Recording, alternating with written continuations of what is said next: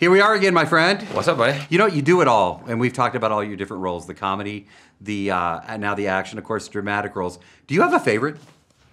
The complete opposite of the last thing that I just did.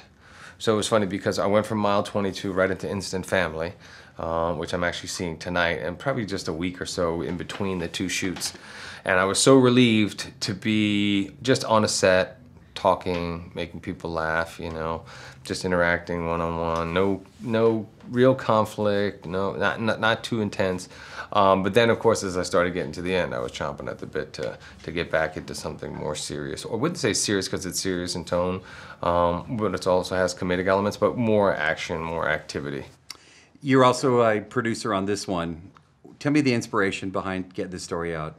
You know, it was one of those things, well, for Pete and I, for selfish reasons, I mean, we made 3 other movies that were all based on real-life tragedies, and we wanted to switch it up and just go and have some fun and not have to worry about making sure that we were handling, I mean, we always are very serious about what we do, but the seriousness in which we had to approach and the sensitiveness that we needed to approach the other films was just, it was difficult, you know, it weighs on you.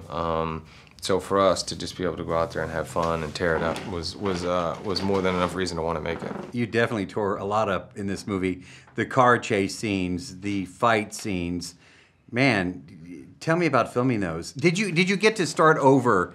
Like, if you were doing a car chase scene, when I was watching the movie, I'm like, what if something goes wrong and they have to start all over again? Did that happen, or? No, you know what? If it did, if we hit something and something was smashed or something, we just keep going. You just keep going, you know. Some things we'd actually incorporate into the actual sequence. But we were in Colombia for a lot of the action stuff and the exteriors, and we had freedom that we had never had anywhere else to really just kind of push the envelope. There was no restrictions on the speed, and you know, it was really cool. And before I forget, you and I have known each other a long time from my radio days and your music days. I love what you're doing, man. Just kudos to you, and I feel people should give people compliments when they see. I just love seeing you.